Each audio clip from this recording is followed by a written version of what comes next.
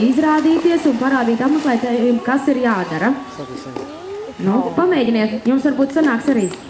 Nu, sanāk, puikam gan labāk, bet trenēsimies. Pēc katra puikas uzdevuma trenēsim arī savu spēju. Jā, starp citu, kā jūs dara, ne tikai tā mums te zoodārs, viņas mēdz arī raudz ziņas no mutes ārā ronim. Viņas šeit ir īpaši bezkaunīgas. Nu, puika tagad mēģinās šajā sezonā pirmo reizi publiski zīmēt. Pagājušo gadu jau mācēja, sanāca, nu redzēs, vai šogad būs garstāvoklis, jo viņš mēdz arī izdomāt, ka, nu jā, 2:00, tad jau nav treniņš, tad ir tiešām jāatrāda, ko māk, tad arī var nedarīt.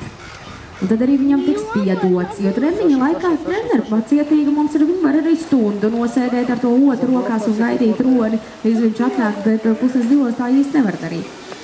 Bet izstāst, ka šodien mēs zīmēsim. Jā, ļoti emocionāli. Tad, ja tik varam domāt, ka kaut kas līdzīgs taurenim gandrīz jau sanāk. Ļoti labi, puika. Vēl paņemsim sarkanu krāsiņu, lai krāsaināk ir. Šodien tā drūma diena, vismaz izkrāsosim dienu. Ronis palīdzēs to izdarīt.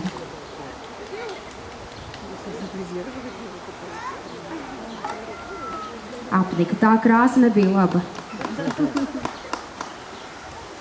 Eze, starp citu, aiz stūra skatās un greizsirdīga ir, jo tā ir puikam sieva, Eze. Bet viņa nevar trenēties, jo puika pārāk iedomīgs, viņš grib, lai tikai viņa trenē.